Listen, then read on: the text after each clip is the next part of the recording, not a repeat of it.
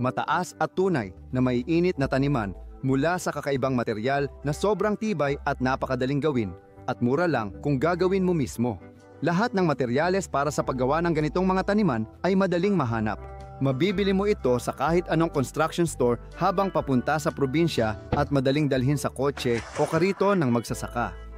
Hindi mo mabibili agad ang mga ganitong taniman dahil hindi pa ito napapasok ng negosyo na sa tingin ko ay dapat para sa masa. Ang mga tanimang ito ay mahusay na tumutulong para makakuha ng maraming dekalidad at masustansyang gulay kahit sa mga lugar na mahirap ang pagsasaka. Sa mga taniman na gawa sa materyales na ito, madali kang makakapagdagdag ng maraming sariling dekorasyon na mura lang na magbibigay dito ng kakaibang itsura. Sa ganitong paraan, mapapaganda mo ang bakuran sa Mediterranean na estilo, parang oligarko, at dadagdag ng karangyaan sa simpleng lupain. Angkop ito para sa mga baguhan, bihasa at extreme na hardinero. Ito'y pinahusay na taniman na bunga ng karanasan sa mga dating mataas at mainit na taniman na ginamit namin halos 10 taon na ang nakalipas. Sa palagay ko, marami pa tayong magagawa bukod sa pagdekorasyon ng bakuran gamit plastik na boteng palma. Ngayon, ang ating mga masaganang taniman ay maaari nang makipagsabayan sa ganda ng mga tanawin ng pinakamagagandang Mediterranean na villa. Ang mga manonood ng awitin ni Yasha Kosyaka ang unang makakaalam ng impormasyong ito. Ngayon, pag-usapan natin lahat, kamusta sa inyo?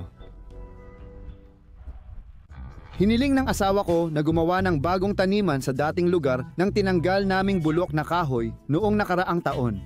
Gusto rin niyang alisin ang taniman sa tabi ng daanan. Nagsilbi na ito ng tama. Ang mga bagong mainit-init na taniman ay mataas ang ani at nakakatipid ng espasyo. May damuhan na sa tabi ng daanan. Narito na halos lahat ng mga materyales na kakailanganin. Ang paliguan, daanan at bakod na gawa sa makabagong teknolohiya ay matagumpay na nalampasan ang taglamig.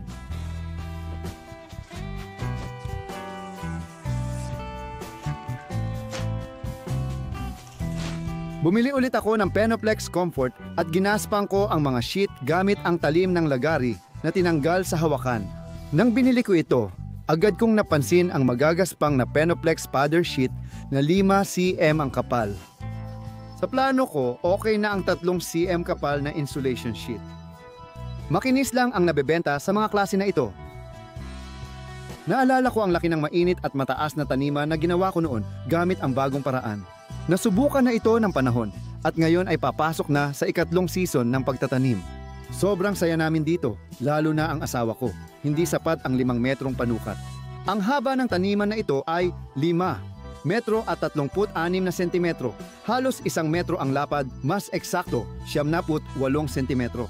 Gagawa ako ng 2 bagong taniman na may parehong sukat at plano kong doblehin ang pagtitipid sa mga materyales na gagamitin. Gusto ko na para sa 2 bagong taniman, ang magagastos na materyales ay katulad lang ng nagastos sa isang luma kahit pareho ang taas nila. Naghihintay na sa garahe ang mga inihandang materyales para sa bagong eksperimento sa paggawa. Kung maayos lahat, siguradong interesante ito. Para walang mamiss, mag-subscribe na at pindutin ang kampanilya para sa mga hindi pa nakakapag-subscribe. Madaling gupitin ang Penoplex gamit ang construction na kutsilyo at matibay na nadidikit sa polyurethane foam glue. Sa simula ng tagsibol, hindi pa rin tiyak ang panahon at minsan nagyayelo pa. Kaya dito ako magtatrabaho sa garahe kasi dito ay may positibong temperatura. Alam ng regular na viewers ng mga awit ni Yasha Kosyaka na mahilig akong gumawa ng ganitong trabaho sa bakuran at ilalim ng bubong. Pero hindi pa pinapayagan ng panahon ngayon.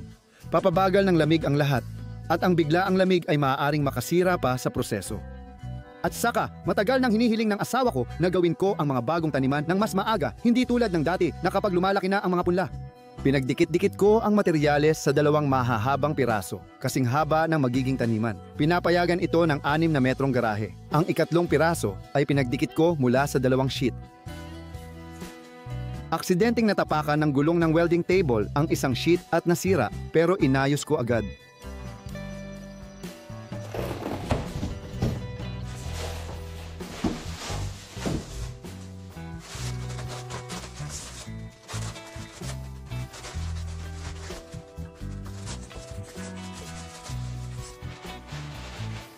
Ginamit ko ang alkali-resistant na mesh na gawa sa fiberglass.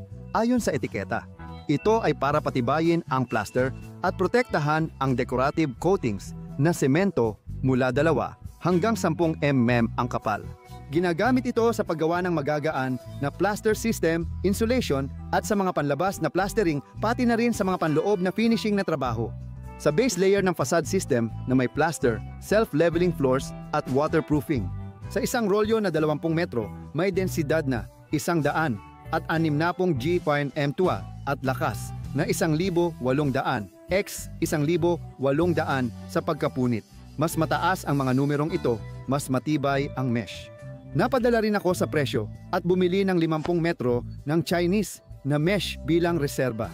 Pero kahina-hinala na ang 50 metro ng Chinese ay halos kasing bigat lang ng 20 metro ng Belarusian at mas mura pa ito. Belarusian. Ang 20 metro ng mesh, 160 density, ay halos 3 kilo habang ang 50 metro ng Chinese mesh, 160 density, ay ganoon din ang timbang, 3 kilo at kaunti pang sobra. Walang anumang impormasyon tungkol sa mga partikular na katangian sa etiketa. Kung 110 ang nasa panaklong, ibig sabihin, ang densidad ng mesh ay 110 gramo kada metro kwadrado. Hinati ko ang timbang ng Belarusian sa haba nito at lumabas na halos 160 ang densidad. Sa Chinese na mesh, hinati ko rin ang timbang sa haba pero lumabas na 70 lang ang densidad. Tunay na may mga himala, mga kaibigan. Hindi ito ad, kundi pagsubok unawain ang mesh. Kaya pansamantala kong isasantabi ang Chinese at gagamitin lang sa hindi mahalagang produkto dahil mas mura ito. Ngayon, alam ko na kung bakit hindi nagtagumpay si kaibigang Constantine sa paggawa ng beam mula sa EPPS. Nagtipid siya sa mesh. Mahalaga ang matataas at may init na taniman, kaya hindi ako magtitipid sa mesh. Pinuputol ko ang mga piraso sa tamang haba at lapad. Pinaikli ko ang pinagdugtong na 2 piraso ng mesh hanggang sa maging 2 metro ang haba. Halos walang nasasayang sa pamamaraang ito. Magagamit ko pa ang pirasong ito sa hinaharap.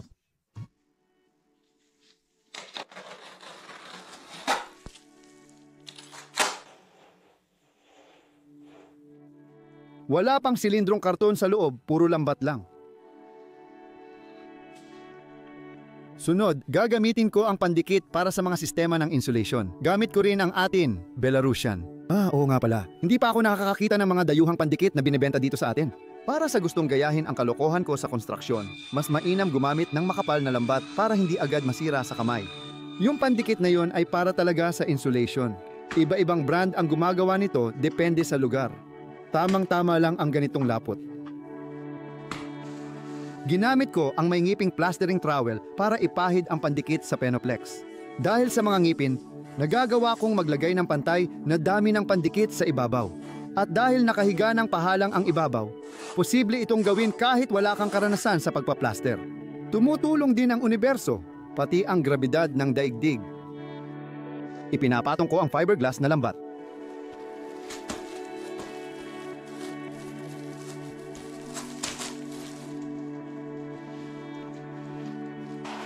Madali lang ang trabaho. Kinikis-kis ko ang lambat sa pandikit ng magaan. Para sa akin, kaya rin ito ng mga baguhang may-ari ng bakasyunan. Kahit yung mga nakainom ng alak kagabi at paminsan-minsan lang bumibisita sa bakasyunan. Parang nakakalasing ang hangin pagkatapos mula sa lungsod.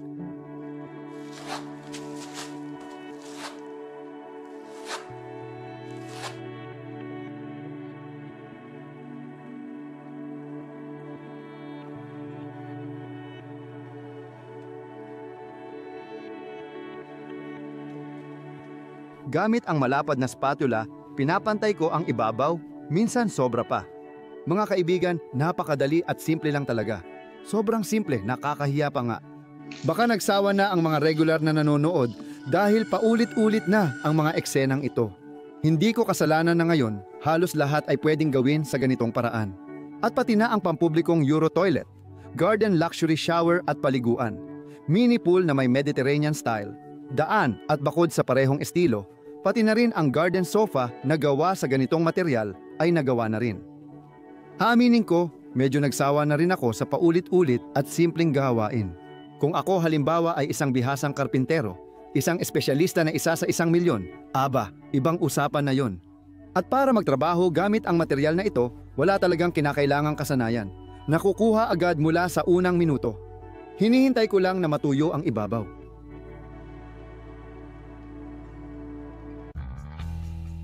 Kinabukasan ng umaga, pwede nang ituloy. Sa tag-init, mas mabilis matuyo ang mga bahagi kahit nasa lilim.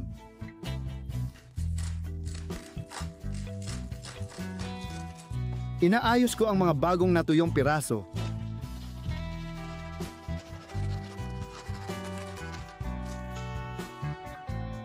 Mga parte pa lang ito. Malambot pa ang gilid kaya dahan-dahan ko lang iniikot. Ang paggawa ng matibay at matagal na bahagi ay batay sa teknolohiyang subok na ng dekada. Matagal na itong ginagamit sa pag-insulate ng mga harapan ng gusali. Ang ideya ay i-insulate ang mga pader gaya ng harapan ng gusali gamit ang espesyal na plastic na dowel. Inaayos ang Penoplex sheets tapos tinatakpan ng base din na pampatibay na layer gamit ang fiberglass mesh at pandikit. Eksaktong katulad ng inilalagay ko sa mga bahagi ng gagawing mga taniman. Dahil sa espesyal na polymer sa structural mixtures para sa insulation, matibay ang kapit ng layer na ito. Uulitin ko, napatunayan na ito sa mga harapan ng bahay sa maraming taon ng maayos na paggamit basta tama ang paggawa. Hindi natatakot ang ibabaw sa tubig dahil halos zero ang water absorption ng Penoplex. Ganoon din ang pag-insulate ng pundasyon at base gamit ang mas matibay na Penoplex pundasyon. Pwede ring gamitin ang Penoplex para sa pag-insulate ng buong bahay, mula walkway, base, sahig, pader, balkonahe, hanggang bubong. Ang mga pader na may Penoplex insulation ay hindi tinatagos ng hangin, di tulad ng may mineral wool. Nagka-aberya sa welding table, natanggal ang gulong at na-damage ang gilid. Ayos lang, madali namang ayusin at kaya siya laging may aberya. Hindi tulad ng teknolohiya ng pag-insulate ng mga fasad. Pinaplastar ko ang Penoplex hindi lang sa isang gilid, kundi sa 2 gilid, kaya nagiging mainit at matibay itong composite na materyales. Pwede mong sabihin na parang homemade na sandwich panel ito. Kitang-kita naman na ang mga gilid ng pinakamalapit na pathway ng taniman ay kailangan ng itapon. Ang sarap magunat sa bakuran tuwing umaga ng tagsibol, ginagalaw ang katawan matapos ang katamaran ng taglamig. Sa kapal na 3 cm lang, ang mga katangian ng Penoplex pagdating sa init ay katumbas ng pader na gawa sa tuyong kahoy na may kapal na 17 cm. Hindi biro ito. Sa may init at matataas na taniman, nakakatulong ang insulated na gilid sa pagtaas ng ani. Bakit? Ikukwento ko pa mamaya. Buo pa rin ang mga galvanized na tulos at pangkabit na ako mismo ang yumuko mula sa tirang yero para sa gilid ng dating taniman. Halimbawa, pwede na itong sunugin ngayon. Pero nilalabanan natin ang genetic memory ng ating mga ninunong East Slavic na noon ay sinusunog agad ang lahat ng hindi kailangan at mga hindi kanais-nais. Direkta lang tayo. Tutol tayo sa pagsunog ng mga bagay na pwede pang magamit. Kapaki-pakinabang ang lumang organikong bagay kaya magagamit lahat. Gumagawa ako ng simpleng gawain para sa pagmamarka ng taniman. Maganda ang laser level at distansya meter, pero kapag nagka-apokalipsis at naubos ang baterya, magugutom ang modernong tao. Kung di mo kayang markahan ang mainit na taniman, mas gusto ko pa rin gamitin ang tali sa pagmamarka. Sa totoo lang, ang mga mainit-init na taniman ay makakatulong mabuhay sa post-apokalipsis tulad ng matapos ang digmaang nuklear. Dapat pag-aralan ng estudyante ang kurso tungkol sa mga taniman, kung hindi, magsasaka at hardinero lang ang makakaligtas. Karamihan sa kanila ay hindi na bata, kaya mahirap na para sa kanila ipagpatuloy ang lahi ng tao. I-share ninyo ang video na ito sa mga bata para malaman nila ang mahalagang impormasyong pangkaligtasan.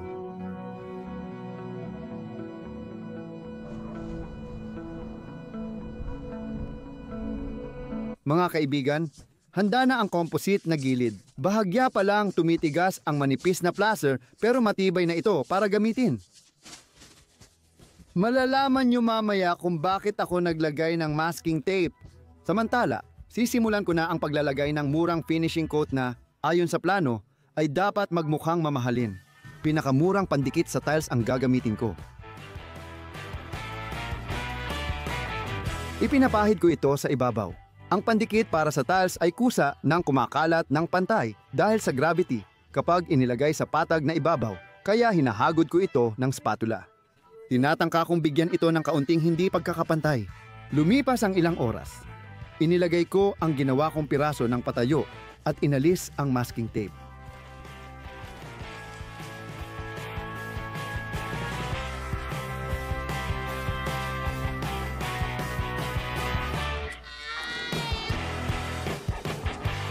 Tatanggalin ko sana ng tatanggalin, pero hindi naman walang hanggan ang ginawa kong piraso. Susunod na magsisimula na ang tunay na malikhaing proseso na kahit ang mga taong walang karanasan sa sining ay kayang-kayang gawin.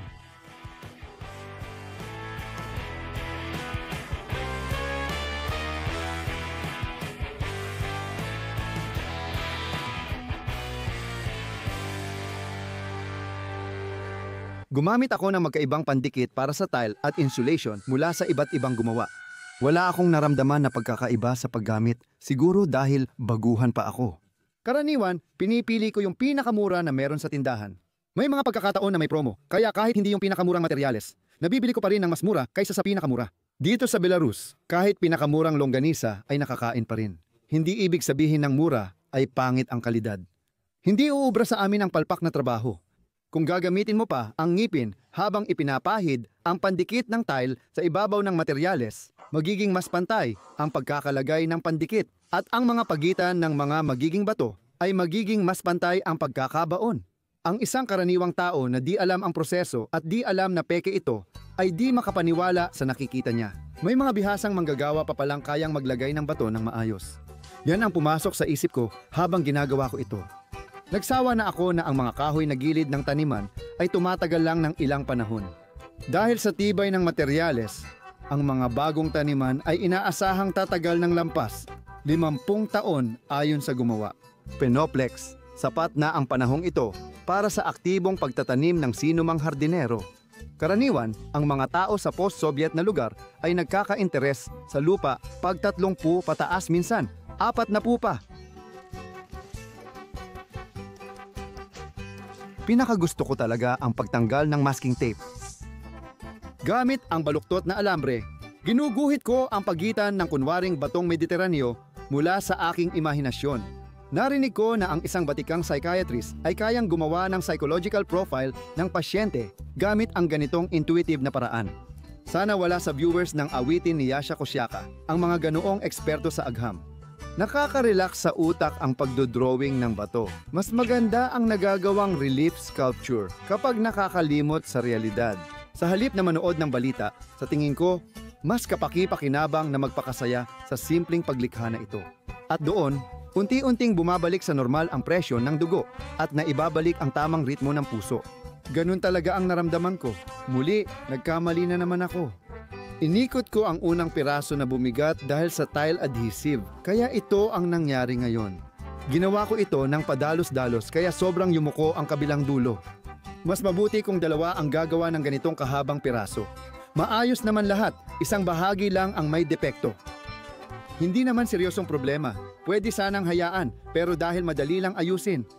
Napagpasyahan kong gawin na lang. Alam ko na tumitibay ang mga semento. Matapos ang 28 araw, lalo pang tatatag ang mga bahagi, pero mas mabuti pa ring mag-ingat ngayon.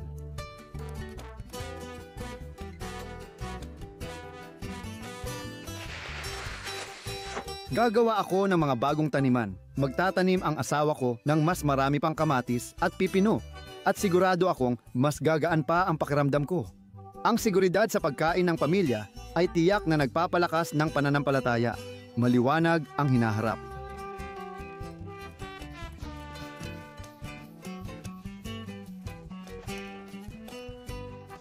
Handa na ang tekstura ng bato, kailangan na lang lagyan ng kulay ang mga obra sa garahe. Para dito, gagamit ako ng pinakamurang acrylic na pintura para sa labas at kaunting kulay para mabigyan ng iba't ibang kulay ang mga bato. Mga natira ito mula sa nakaraang matagumpay na season.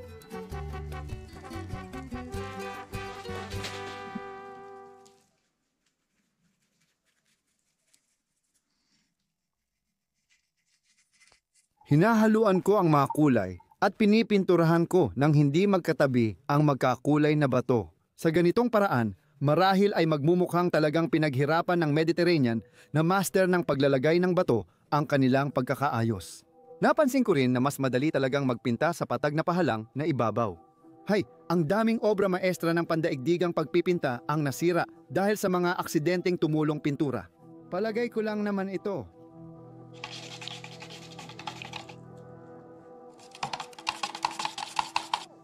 Sa kulay na ito, baka napasobra ako. Baka isipin ng mga kapitbahay na may malachite o emerald sa taniman na ito.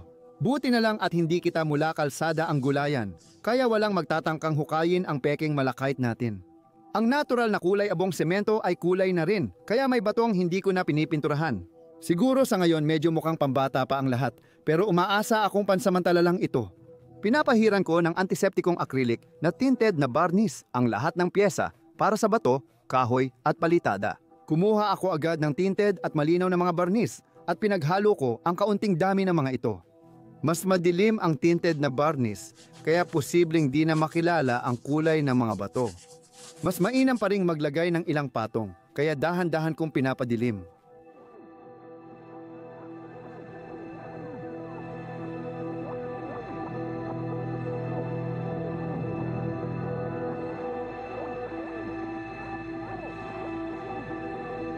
Dalawang patong ng barnis ang nilagay ko, kaya di na siguro kailangang padilimin pa. Sa gitnang guhit na nabuo, matapos tanggalin ang makitid na masking tape, hinihiwa ko ng pahaba ang pyesa. Mas mahirap hiwain ang mga pyesa ng walang guhit dahil sa mga umbok na parang bato. Tiyak may mababasag o matitipak. Pero sa ganitong paraan, ayos lang. Nakukuha natin ang mahahabang gilid ng unang taniman. Hinahati ko ang pangalawang pyesa para makuha ang gilid ng pangalawang taniman. Ang huling gawain sa garahe ay ang paglalagay ng bakal sa itaas na dulo. Gusto ko nang lumabas agad sa malawak na bakuran.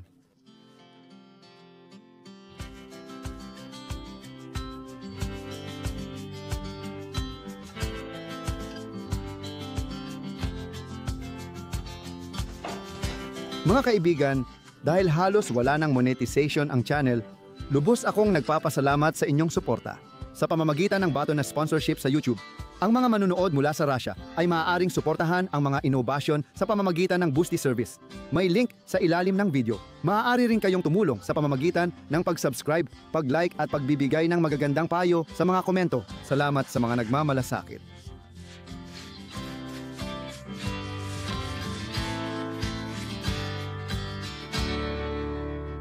Bumili ako sa pinakamalapit na construction store ng ilang profile para sa gypsum board na 27x60 mm at iba pang gamit. 3 metro ang sukat ng material. Nagpractice ako sa pag-install ng gilid ng unang taniman, kaya handa na akong ipakita ang susunod na proseso. Hinihiwa ko ang bawat 3 metrong bakal sa 4, kaya 75 sentimetro bawat piraso.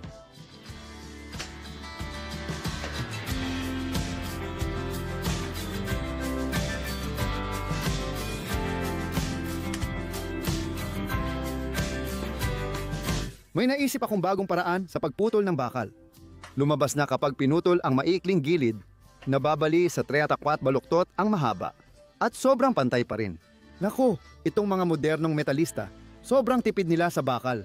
Bumili rin ako sa roofing section ng ganitong mga anggulo. Panlabas na anggulo, ginagamit ito sa bubong para pagdugtungin ang kung anuman sa kung anuman. Nabibili ito kahit saan. Sukat, 115x100 at 15 m haba. 125 cm, sapat na isa bawat taniman. Mas mabuti gumamit ng gunting o electric jigsaw kaysa grinder dahil napapainit nito ang zinc at madaling kalawangin. Hindi dapat ganito. Ituloy. Hindi ko matandaan ang tawag dito, 5 cm ang lapad. Kaya mo ring yumuko nito mag-isa. Ang version ko para sa mga maarte at tamad. Tulad ng naintindihan nyo na, mula sa profile para sa pag-mount ng gypsum board, naisipan kong gawing mga tulos para sa paglagay ng mga gilid. Tayo na mahilig magtanim at mag-ayos ng bahay ay mahilig din mag-ipon ng bakal na kalakal. Pero wala akong makita na pwedeng gamitin. Ano pa bang mas hindi mo pagsisihan ibaon sa lupa kaysa sa murang profile sa gypsum board? Masyadong maikli ang galvanized na tulos mula sa lumang taniman para dito. Sa masinop na may-ari na maraming tulos, tiyak hindi ito problema.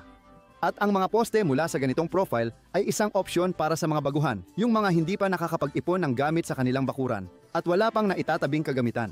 Mahalaga sa ganitong taniman ang mga gilid. Ginagawa kong panukat ang gilid. Inaatras ko ito ng kapal mula sa tali papasok sa taniman. Sa tapat ng mga lugar na walang texture ng bato na nabuo dahil sa masking tape, pinapako ko ang mga tulos. Sinisikap kong ipako ang mga ito ng tuwid hanggat maaari. Para makasiguro, gumagamit ako ng level.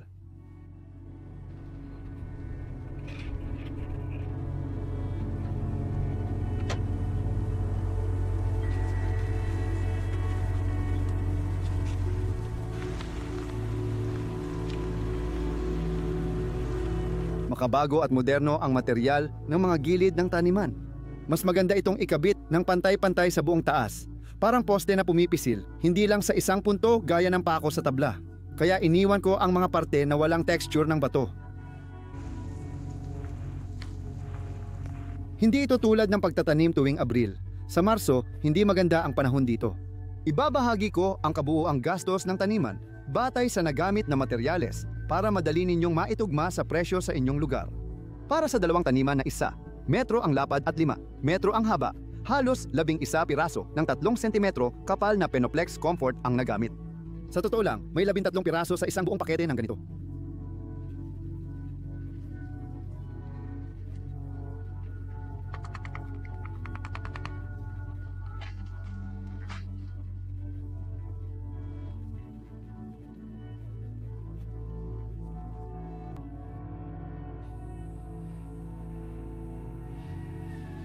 Ang matataas na taniman, dahil parang hiwalay sa lupa, ay mas mabilis uminit tuwing tagsibol dahil sa araw. Ang mataas na taniman, kahit mainit ang gilid, ay di pa rin mainit-init kung di maayos sa loob. Parang nuclear reactor na walang nuclear fuel.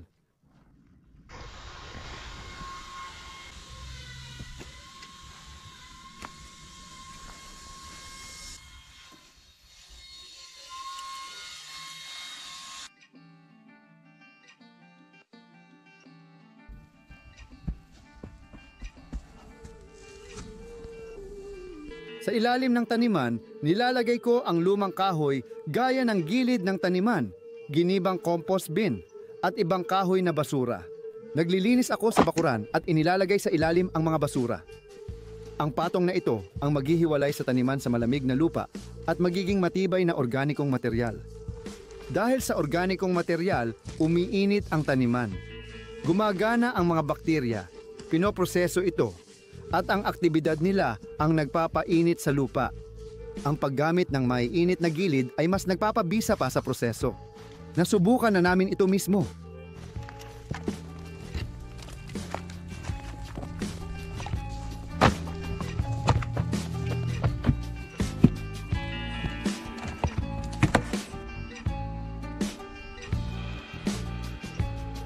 Tinatakpan ko ng lupa ang magaspang na organikong material.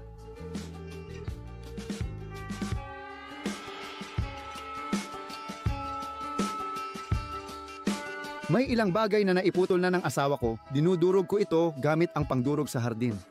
Para sa akin bilang hardinero, ang pagsusunog ng sanga ay parang pagsasayang ng pera.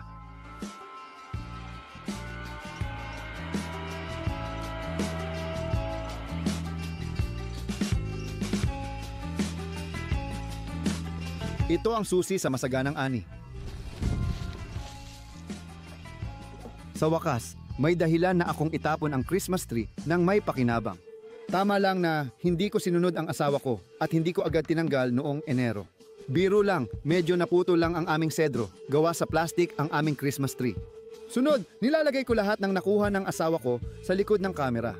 Noong taglagas, nagwalis ako ng dahon sa hardin at inilagay sa lumang mainit-init na taniman para mapreserba. Ngayon, ang biomass ay gagawing pinong organikong material para sa mga bagong mainit-init na taniman. At sa ilalim ng mga dahon, may mulch pa mula sa pinutol na damo na ginamit naming pantakip sa lupa buong tag-init. Inililipat ko ito kasabay ng mga dahon. Ito ang una naming taniman mula sa EPPS, walang tulos at doble ang Penoplex na ginamit. Iiwan ko ang mga link ng video tungkol dito at sa iba pa naming mataas at mainit-init na taniman, pati na rin ang mga paraan ng paglalagay ng organikong materyales sa ibaba ng video na ito. Malalaman ninyo kung gaano katagal ang taniman at paano ito i-reload gamit bagong organikong materyales. Inaayos kong ibalik ang lupa sa dating ayos para manatili sa ibabaw ang dating ibabaw na layer. Mas mainam sanang diligan ng sagana ang taniman, pero ginagawa na ito ng ulan para sa akin. Pagbaba ng lupa, magdadagdag ako ng humus mula composter sa ibabaw. Sa prinsipyo, yun na. Pwedeng lagyan ng iba't ibang finishing touches ang mga taniman. Kapag inayos pa, mas gaganda pa ang itsura ng mga ito. Naisip namin para sa sarili namin ang simpleng dekorasyong ito, mabilis gawin at maganda ring tingnan.